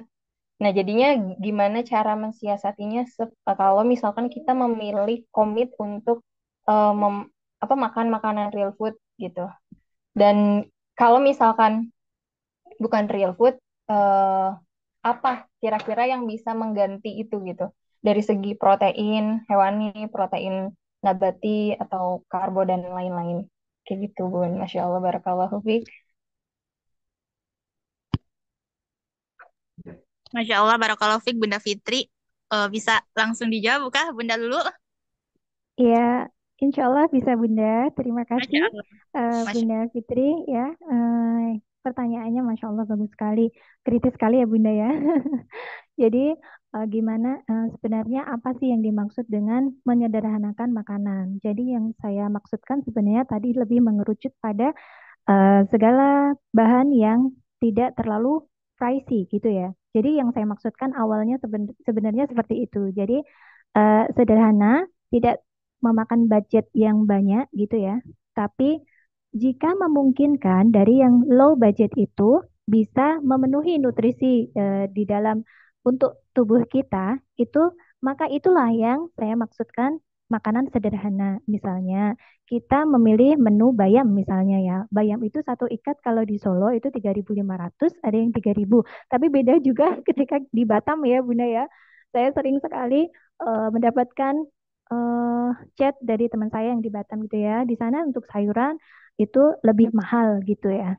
Hmm, jadi yang saya maksudkan seperti itu, low budget, tapi yang bisa memungkinkan nutrisinya tercukupi. Tapi kalau misalnya yang low budget itu tidak mengcover nutrisinya, maka kita bisa mengambil maksudnya sumber protein yang lebih murah harganya kayak gitu. Iya, iya, iya. Ya, mohon maaf Bunda. Saya lanjutkan. Jadi misalnya kalau kita memilih bayam ya untuk sayurnya begitu. Kemudian untuk lauknya kita bisa mengambil tempe satu papan gitu ya. Satu papan kalau di Solo 6.000 ya. Kemudian untuk tahu itu isi 10 untuk yang ukuran size kecil itu 3.000 sampai 4.000 begitu. Jadi untuk bahannya insya Allah itu eh, masih murah begitu ya. Jika kita mau menambahkan buah di situ, maka ada buah dengan kategori harga yang rendah. Misalnya kalau musiman itu rambutan. Rambutan itu kalau pas lagi musim itu mulai 5.000 satu kilonya sampai 8.000 mahal-mahalnya.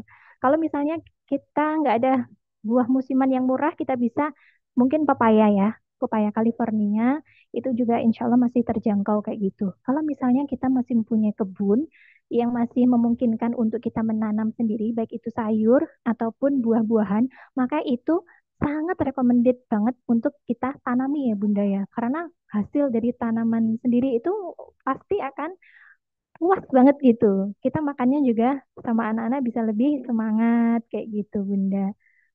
Bagaimana Bunda Fitri? Bunda Fitri ya tadi ya? Masya Allah, naam. Iya Bun, jazakillah khair. Kalau misalkan untuk kayak lauk-lauk gitu, kira-kira gimana siasatinya ya Mas siasatinya karena menurut Ana dari pengeluaran kalau keluarga kami itu yang paling tinggi tuh di makan sih. Maksudnya kita tuh pengennya gimana ya caranya gitu. Siapa tahu Oh iya. bukan Mm-mm. yang ya ya kami menyadari gitu itu yang sangat tinggi di keluarga kami gitu. Ya kayak gitu sih Iya. Bun. Oh iya. Kalau untuk harga, maksudnya harga-harga bahan tadi lebih ke lauk ya Bunda ya. Kalau sayur mungkin masih rata-rata sama. Kalau lauk misalnya kita ambil prohe kayak gitu, ayam mungkin 1 kilonya 30 sampai 36 mungkin ya. Bunda mungkin kalau di tempat Bunda, Bunda di mana ya Bunda Fitri? Iya, iya di iya segitaran segitu Bun. Iya, iya itu. Mensiasatinya mungkin kita bisa yang penting dapat masuk gitu ya. Misalnya kita beli 1 kilo untuk ayam gitu, mungkin kita bisa pakai 2 hari begitu Bunda. Atau misalnya kita lauk ikan, protein hewaninya ikan misalnya ya. Untuk gurami atau nila itu mungkin kisaran 30 sekian atau ya sekitar 35-an gitu ya untuk 1 kilonya. Mungkin kita bisa marinasi dulu, kemudian kita simpan di kulkas gitu ya, bisa dipakai untuk 2 hari jika memungkinkan. Karena mungkin bisa kita terapkan juga ini Bunda Fitri, bahwasanya kita berikan informasi kepada anggota keluarga kita, bahwasanya makan itu sebenarnya bukan sebanyaknya, tapi secukupnya saja. Dan menyederhanakan makanan dalam hal makanan ini akan sangat insya Allah menyenangkan gitu. Kira-kira gimana ya Bunda? Apakah sudah puas dengan jawaban saya? Ataukah masih ada feedback? Tapi selama pengeluaran itu masih bisa dijangkau oleh, maksudnya keuangan keluarga itu, saya kira nggak masalah ya Bunda. Kalau memang harus seperti itu ya, dan itu sudah bisa mengcover kayak gitu. Nah Bun, iya.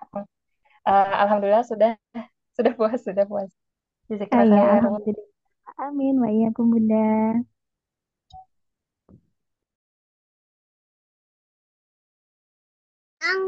Masya Allah, barakallahu fiik, Bunda Lulu. Dan terima kasih juga, jazakallah khairan juga kepada Bunda Fitri atas pertanyaannya ya, Masya Allah ya.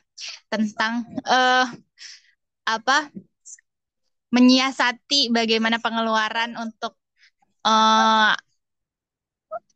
apa sih namanya hewan apa lauk ya, lauk pauk ya, iya Masya Allah. Kalau dulu saya pernah ikut food prep, jadi pengen cerita juga.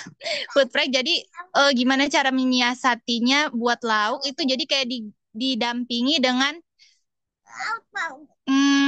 protein nabati gitu. Misalkan protein hewani dan nabati. Jadi dia saling saling saling mendukung gitu. Jadi nggak habis di protein hewani aja. Misalnya ayam dibarengin sama lauknya, juga dibarengin sama si tempe sama sayur gitu. Jadi di sana sih kalau yang saya dapat ya dari ilmunya food prep.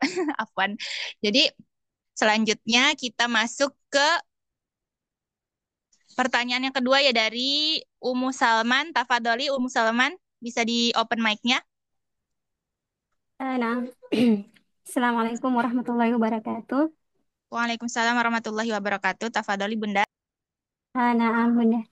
Eh, ini Bunda, Ana mau tanyakan terkait antara kewajiban menuntut ilmu dengan menunaikan kewajiban di rumah sebagai ibu. Eh, Sebagaimana kita ketahui, alhamdulillah sekarang ini kan sudah banyak pembelajaran online, Bunda. Jadi ingat-ingat zaman Ana dulu, mungkin sekitar 10 tahun yang lalu kan sangat sulit untuk mendapatkan ilmu. Apa? Jadi saat Ana menemukan ada pembelajaran online seperti ini, Ana sangat senang sekali dan sangat antusias sekali hingga akhirnya Ana ikut pembelajaran online seperti misalnya mungkin bahasa Arab, tahsin, mungkin kelas-kelas apa parenting begitu. Akan tetapi saya mengalami ini Bunda apa terkadang saya tidak merasa waktu itu tugas anak sebagai ibu rumah tangga agak ini mengalami kendala tidak terselesaikan atau terselesaikan kadang terlambat misalnya sudah jam makan akhirnya terlambat anak menyajikan makanan untuk keluarga begitu. Eh, Sebenarnya dari suami sih sangat mendukung Bunda. Cuma kalau Ana lihat dari raut mukanya pada saat misalnya terlambat menyajikan, ya mungkin adalah sedikit kecewa sih begitu.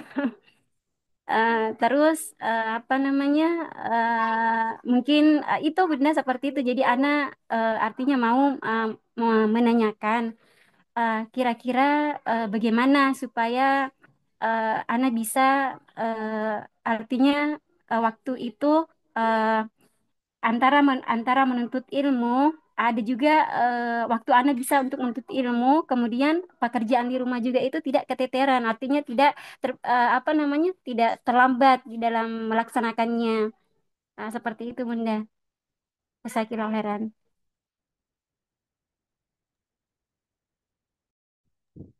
Masya Allah, barakallahu fiik, Bunda Umu Salman ya, Masya Allah. Tafadhali Bunda Lulu, bisa langsung dijawab. Iya, terima kasih Bunda untuk pertanyaannya, Masya Allah ya. Menuntut ilmu semangat sekali, kemudian suami juga sudah mendukung, memberikan izin begitu, akan tetapi pada perjalanannya, qadarullah keteteran seperti itu. Bagaimana ini cara mensiasatinya, gimana solusinya begitu ya. Jadi kita kembali ke manajemen waktu Bunda. Jadi misalnya kelas itu, kelas online-nya ya, kajian online-nya kayak gitu, diadakan jam berapa misalnya, durasinya berapa jam misalnya kayak gitu. Yang pertama, kita bisa menyesuaikan, kita yang menyesuaikan dengan jadwalnya. Jadi kita mengupayakan menyelesaikan kewajiban kita kepada suami untuk menyiapkan makan dan sebagainya, kemudian kebutuhan anak-anak juga itu sudah tercover dulu. Misalnya jam Ba'da asar misalnya ya, misalnya jam 4. Kemudian suami datang kerja misalnya pada maghrib gitu. Padahal durasi kajiannya mungkin 1 sampai 2 jam. Nah, itu nanti kalau kita nggak menyiapkan dulu, otomatis telat gitu. Jadi sebelum jam 4 kita sudah harus selesai dulu nih.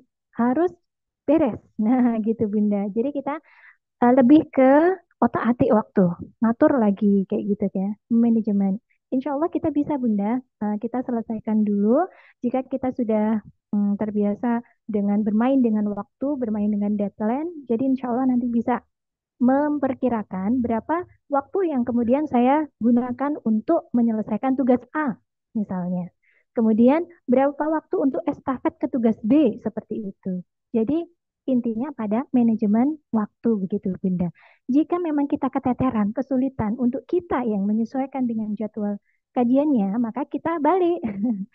Kita mengikuti kajian yang jamnya kita bisa relate gitu Bunda. Misalnya Bunda bisa santai itu sekitar pukul berapa? Karena setiap kita beda-beda ya Bunda ya. Kesibukannya, kegiatannya, aktivitasnya, waktu spare time-nya juga berbeda-beda. Maka Bunda sendiri atau kita sendiri yang menyesuaikan. Jadi misalnya kita bisanya jam sekian, waktu-waktu santai, misalnya kita ambil kelas-kelas yang ada di jam itu, seperti itu. Jika memungkinkan begitu Bunda. Baik Bunda, bagaimana? Iya Bunda, ini Bunda apa? Sebenarnya memang Ana biasa sih mencari kelas-kelas yang seperti itu, tapi berhubung Ana kan tinggalnya di Jayapura waktu Papua ya, jadi beda 2 jam Oh, dengan waktu Indonesia Barat. Jadi kadang kendalanya di situ Bunda. Jadi terkadang misalnya di sana jam 10, 8, di sini kita sudah jam 10. Begitupun misalnya kalau malam seperti itu. Jadi memang agak agak sulit kita mencari artinya waktu yang kelas yang waktunya yang hampir sesuai yang cocok begitu.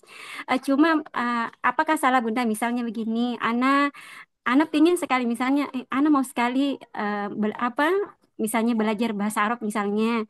Jadi anak usahakan, Bunda selalu mengusahakan untuk mau seperti itu. Apakah maksudnya anak terlalu memaksakan diri, Bunda, begitu? Maksudnya misalnya anak lihat kelasnya, ini tidak cocok sebenarnya waktunya, tapi karena anak mau sekali, maksudnya anak itu untuk mempelajari itu kan untuk agar bakal juga untuk mengajari anak-anak anak juga seperti itu. Oh iya, Masya Allah, semangatnya Bunda ini semoga menular ke saya ya Bunda ya, amin. Semoga saya ikutan semangat nih untuk lebih belajar ilmu lagi begitu ya Bunda ya, mempelajari ilmu yang lebih banyak dan kita butuhkan ilmu itu kita butuhkan dan mendukung dengan tugas kita sebagai hamba Allah begitu ya. Jadi memang agak susah juga ternyata ya Bunda ya. Ya Allah, qadarullah Bunda di Jayapura ya Bunda sehingga untuk jadwalnya selalu menyesuaikan dengan waktu Indonesia Barat Barat ya Bunda ya. Sementara Bunda di WIT atau WITA ya. Indonesia Timur, ya, Wid. Iya, WIT ya. Iya, itu. Ya, memang kendalanya ternyata di situ ya Bunda. Saya kira tadi Bunda ada di eh, daerah WIP begitu Bunda, sehingga mudah untuk menyesuaikan. Ya, kalau ini eh, mungkin saya mengembalikan kepada Bunda sendiri sih ya. Semoga nantinya Allah berikan kemudahan terkait jadwalnya, menemukan kelas yang waktunya relate dengan Bunda begitu. Terkait memaksakan diri atau tidak berani menjawab dengan apa ya, karena saya sendiri kurang memahami situasi yang sebenarnya begitu ya Bunda ya. Hmm, jika memungkinkan eh, ada kelas privat yang online seperti itu, mungkin Bunda bisa eh, apa ya namanya mengikutinya begitu ya Bunda. Atau misalnya Bunda punya teman umahat, kemudian mau mengajari secara privat, secara online atau bertemu begitu. Eh, apa itu tatap muka seperti itu. Mungkin itu bisa menjadi solusi. Tentunya yang ketika tatap muka berarti daerahnya sama begitu ya Bunda ya. Begitu Bunda? Iya. Nah, Bunda, Masya Allah, jazakallahu khairan atas masukannya. Ya, amin wa iyyakum Bunda. Barakallahu fiik. Hmm. Masya Allah, barakallahu fikum. Sepertinya yang bertanya lewat lewat lewat apa Raisen udah nggak ada ya. Ini kita coba masuk ke chat. Di chat ada pertanyaan. Bagaimana jika ada mertua yang tiba-tiba ke rumah dan mengomentari semua keadaan di rumah? Masya Allah, ini pertanyaan emak-emak banget ya. Masya Allah. Tafadholi Bunda dulu. Ya, baik Bunda Rahma. Terima kasih. Jazakillahu khairan. Ini pertanyaannya, jadi bagaimana ketika mertua kita datang ke rumah, tiba-tiba kemudian mengomentari bla bla bla dan sebagainya. Mertua kita sebenarnya adalah orang tua dari suami kita yang juga merupakan orang tua kita ya Bunda ya. Mertua ya, mertua adalah suami. Eh, orang tua dari suami kita dan juga merupakan orang tua kita. Maka kita sebaiknya berbuat baik terhadap beliau begitu. Ya, kalaupun memang dikomentari dan rasanya mungkin tidak suka atau tidak enak seperti itu, kita usahakan untuk meredam dulu, Bunda. Jadi kalau memangnya apa sih kayak misalnya kayak gitu, itu ditahan dulu, ya Allah, ditahan begitu ya, sabar gitu. Udah nggak apa-apa, kita senyum, kita tetap berbuat baik, bersikap yang baik terhadap mertua, terhadap orang tua begitu ya. Kemudian nantinya jika memang kita cerna dulu apa ini yang dikoreksi, apa yang dikomentari, apakah itu mengandung sesuatu yang memang ada kebenaran di dalamnya, sekalipun mungkin caranya mungkin membuat kita kurang nyaman seperti itu dari penyampaiannya, tapi kita coba tangkap apa yang beliau sampaikan, kemudian kita cerna, kita urai. Jika ada hikmah, maka kita ambil hikmahnya. Maksudnya begini, kok berantakan banget toh? Manggilnya apa ya? Misalnya langsung nama gitu ya. kok berantakan banget sih rumahnya, kayak nggak pernah dirawat, nggak pernah disapu. Itu juga apa itu yang sarang laba-laba itu mungkin ya di pojokan bilik gitu, di pojokan atau di sudut ruangan gitu biasanya dipakai untuk membuat sarang kayak gitu ya. Itu kelihatan tuh berarti nggak pernah bersih-bersih misalnya kayak gitu. Itu jadikan itu tangkep dulu lah. Oh ya, aku lupa belum membersihkan. Mohon maaf. Jadi selama itu ada hikmah, kebaikan yang kemudian bisa kita ambil, kemudian kita ambil saja terkait penyampaiannya, kita sabar, kita berusaha ikhlas, dan tentu sebenarnya setiap karakter itu terkadang memang ada ini ya flashback. Kalau kita flashback itu sebenarnya setiap karakter yang ada pada diri kita itu ada kronologinya yang kemudian membentuk kita pada hari ini kayak gitu. Nah, terkait karakter, kemudian sifat, kemudian watak kayak gitu, eh, pe- pen- apa ya? Menghayatinya itu dalam banget gitu. Jadi kayak kita bisa flashback. Tapi ketika kita bisa atau memahami atau sudah mendapatkan histori dari setiap karakter itu kemungkinan bisa memaafkan seperti itu. Biasanya yang karakternya ceplas-ceplos misalnya kayak gitu ya. Mungkin dulunya beliau mempunyai apa itu histori yang memang kurang baik di masa lalunya dikarenakan mungkin beliau mendapatkan juga seperti itu dari dahulu-dahulunya dari orang-orang yang bersinggungan dengan beliau kemudian akhirnya beliau menjadi seperti itu misalnya ya ini. Nah, itu kemudian kalau kita sudah memahami histori setiap orang kayak gitu yang kita hadapi, kita tidak mudah untuk marah. Kita tidak mudah untuk emosi, dendam, benci. Insya Allah tidak akan mudah seperti itu, Bunda. Jadi kita berbalik merasa kasihan.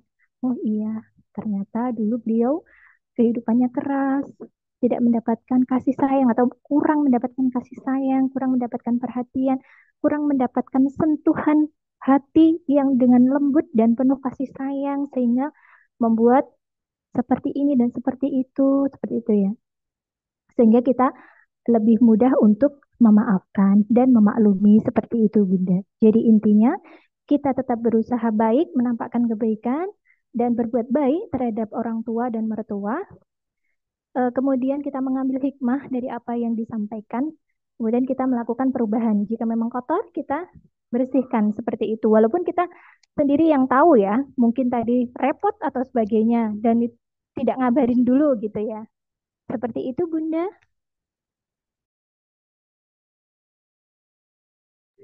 Masya Allah, barakallahu fiik Bunda Lulu ya atas pencerahannya Masya Allah dan pengingatnya ya Masya Allah, barakallahu fiik.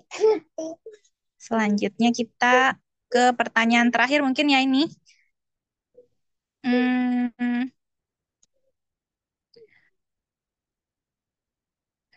Afwan izin bertanya, bagaimana caranya agar tidak mudah emosi ketika membersamai anak dan juga bagaimana tetap bisa istiqomah jadi ibu homeschooler tatkala kita merasa kewalahan saat harus memikirkan kerjaan rumah yang tidak selesai-selesai, anak-anak yang belum belajar apa-apa, qadarullah sedang LDM juga. Syukran jazakumullah khairan. Tafadholi Bunda Lulu. Iya, baik Bunda Rahma. Terima kasih atas pertanyaannya.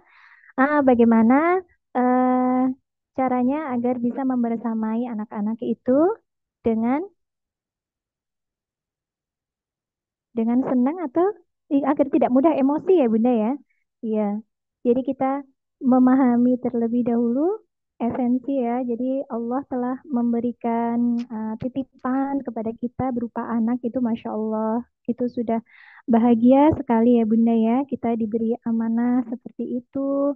Di mana di luar sana banyak sekali pasangan yang sudah berpuluh tahun belum dikaruniai momongan, akan tetapi kita sudah Allah berikan. Dan itu akan menjadikan kita bahagia. Allah hadirkan anak kita pun kita kan sudah bahagia ya Bunda ya. Kemudian kita membersamainya ini tentunya juga dengan bahagia. Lantas bagaimana biar saat membersamai anak itu tidak mudah emosi? Seperti itu. Jadi kita rilekskan saja Bunda. Jadi anak itu mempunyai fasenya sendiri-sendiri kan ya. Ya sebagaimana dalam konsep pendidikan karakter Nabawiyah ini kita sebagai orang tua yang membersamai dan mendidik anak itu ada sikap yang ditentukan yang kemudian kita sesuaikan dengan fase-fase mereka sendiri. Jika itu anak kepada anak tubulah, maka kita harus lebih memberikan kelonggaran seperti itu. Kemudian untuk anak usia fase tamyiz kita demikian, kemudian di fase murahakoh kita demikian seperti itu. Ketika kita sudah apa itu memahami ritmenya dalam membersamai, maka insya Allah tidak akan mudah emosi, Bunda. Jadi kita mungkin bisa flashback lagi ya. Jadi tahapan mendidik anak kemarin di sesi berapa ya Bunda Rahmah ya? Bunda Husna ya, kemarin itu materi dari Bunda Husna ya Bunda Rahmah ya. Tahapan mendidik anak. Iya betul Bunda, di sesi kedua di prioritas pendidikan. Oh ya, terima kasih Bunda. Iya Bunda, jadi itu ada di sesi kedua. Mungkin nanti bisa murojaah lagi ya untuk rekamannya. Yang pematerinya saat itu Bunda Husna Banaha. Nah, di situ ketika kita lagi-lagi kita belajar ya Bunda ya. Eh, apa itu gimana caranya biar kita nggak emosi, kita flashback lagi, kita ulang lagi rekamannya, kita belajar lagi. Ketika anak kita yang kita hadapi itu masih usia anak tufula, maka kita relax seperti itu ya. Kita berikan kelonggaran kayak gitu, kita eh, tuntaskan egosentrisnya, kemudian kita berikan bahasa cinta dengan tanpa syarat seperti itu, agar anak itu merasa mendapatkan apa itu namanya yang dia butuhkan gitu loh, perhatian, kasih sayang gitu ya. Kemudian tangki cinta. Nah, ini Bunda. Sebenarnya tangki cinta ini juga merupakan kunci ya. Gimana sih biar anak-anak itu merasa apa ya happy gitu ya, bahagia gitu. Jadi eh, apa itu tangki cinta anak itu perlu kita isi setiap saat ya. Setiap saat, setiap hari perlu kita isi. Dengan apa? Dengan bahasa-bahasa cinta yang dia dominan di pada dia gitu ya. Ada yang bahasa sentuhan, ada yang bahasa hati ya, dengan dipuji, dengan diberikan apresiasi, dengan diberikan reward, hadiah dan sebagainya sehingga mereka merasa oh, di mata ayahku, di mata ibuku, di mata bunda, itu aku tuh anak yang baik. Nah, membangun persepsi. Kemudian aku ternyata bisa. Kemudian, wah, aku jadi percaya diri dan sebagainya ya. Jadi menumbuhkan hal-hal apa itu persepsi-persepsi positif pada mereka. Kemudian mengisi tangki cintanya sehingga mereka sudah merasa penuh. Akhirnya mereka tidak mudah membuat ibaratnya kayak onar begitu ya Bunda ya. Itu insya Allah ngefek sekali Bunda.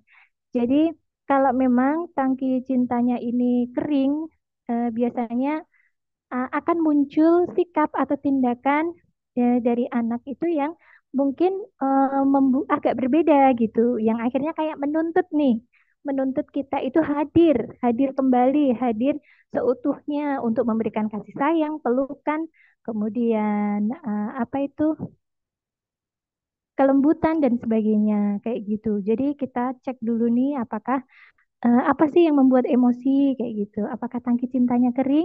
Jika kering, maka kita isi kayak gitu ya Bunda ya. Kita senangkan anak kita.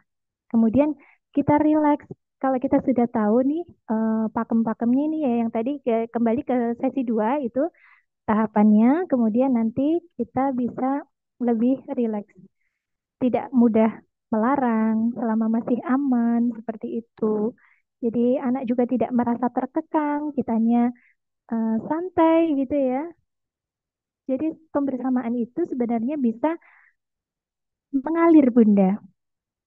Jadi bisa mengalir, tidak mengkhususkan waktu. Eh, kita berdialog sepanjang hari, maksudnya kita menemui apa, kemudian kita berdialog. Anak tiba-tiba mempunyai ide, penasaran apa, kita bisa membantu memfasilitasinya seperti itu. Kemudian sepertinya ada yang kedua, tadi pertanyaannya apa ya Bunda ya? Tadi yang katanya pekerjaannya belum selesai-selesai, terus anaknya padahal belum belajar apa-apa, kodarullah LDM juga gitu loh, Bunda. Oh iya, iya Bunda. Jadi dalam mensiasati pekerjaan yang nggak selesai-selesai ini ya Bunda. Jadi eh, kemudian nggak ada suami di rumah begitu ya, otomatis keteteran kayak gitu. Secara psikis Bunda, maksudnya perasaan kayak gitu, coba kita ingat kembali ya dengan menguatkan diri melalui berzikir kepada Allah ya, sebagaimana ketika Fatimah radhiyallahu anha meminta kepada Rasulullah Shallallahu alaihi wasallam seorang khadimat dikarenakan tangannya itu melepuh ketika menumbuk gandum gitu ya.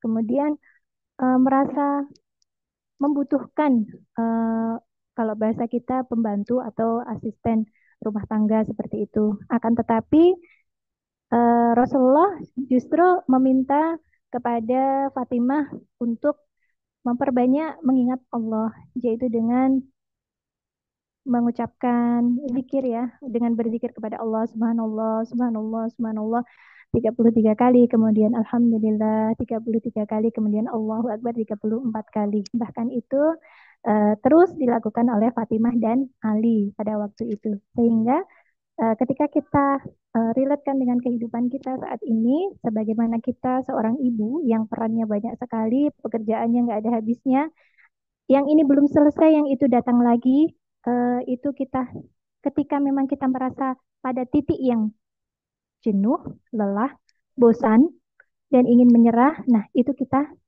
menepi sebentar, Bunda. Jadi kita mengingat Allah, kita berzikir kepada Allah, kita meminta lagi pertolongan kepada Allah.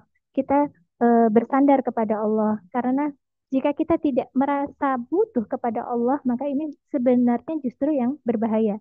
Ketika kita meminta kepada Allah pertolongan, maka ini langkah yang lebih baik seperti itu, Bunda.